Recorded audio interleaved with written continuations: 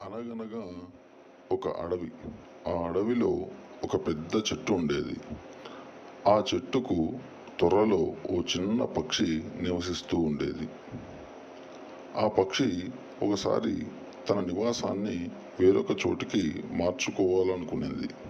అప్పుడు ఆ వెళ్తున్న క్రమంలో ఆ చెట్టు త్వరలో తన యొక్క గింజ ఒకటి ఇరుక్కుపోయింది.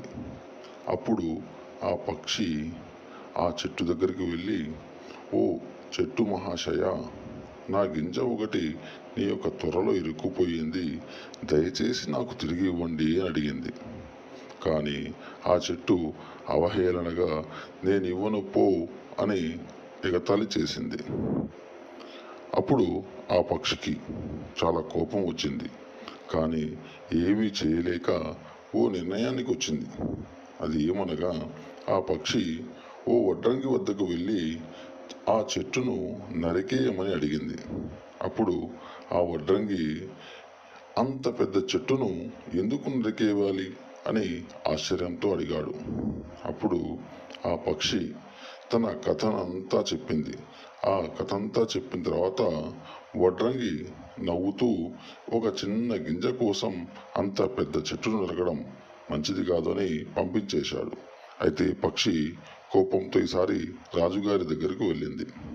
అప్పుడు పక్షి, "రాజుగారు, రాజుగారు, మీరు ఆ వడ్రంగికి ఉరిశిక్ష వేయాలి" అని కోరింది.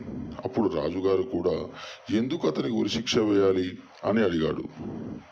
అప్పుడు ఆ పక్షి తనకు జరిగిన కథంతా రాజుకు వివరించింది.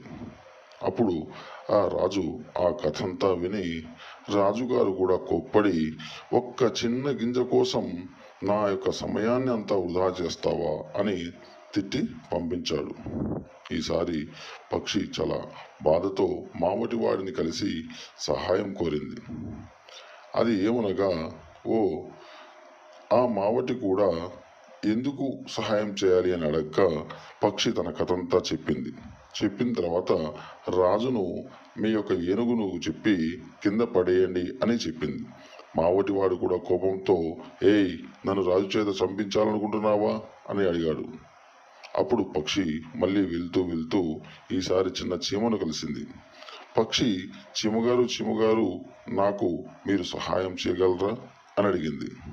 అప్పుడు చీమ కూడా, "నేను నీకే సహాయం చేయాలి పక్షి" అని అడగగా అప్పుడు మళ్ళీ చీమ తన కథనంతా చెప్పి, "మీరు రేపు ఏనుగును గట్టిగా కొట్టండి, ఏనుగు కింద పడిపోతే